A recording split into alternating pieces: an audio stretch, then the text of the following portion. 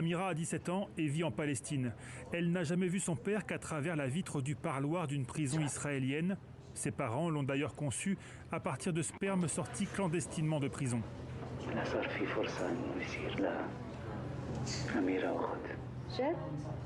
Mais quand ses parents veulent un deuxième enfant, la stérilité de son père est révélée.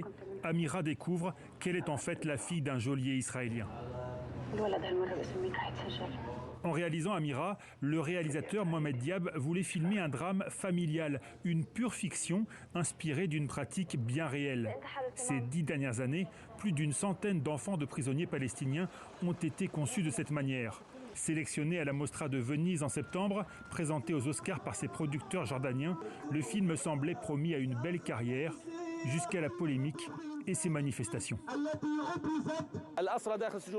Les prisonniers qui sont dans les prisons de l'occupant et leurs familles exigent l'interdiction de ce film et l'engagement de ne pas le diffuser en Jordanie, même en dehors de la Jordanie. Il faudrait juger tous ceux qui sont impliqués dans la fabrication de ce film.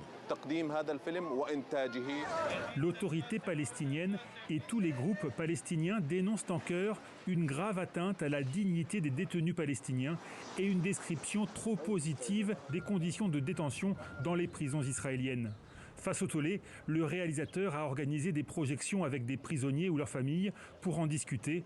Peine perdue, le Hamas parle du film comme d'un service rendu à l'ennemi sioniste.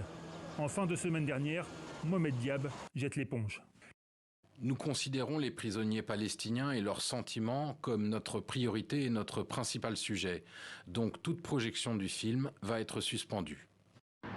La Jordanie décide de retirer le film de la course aux Oscars. Quant à l'Arabie Saoudite, qui vient de clore son premier grand festival du film, elle l'a tout simplement déprogrammé.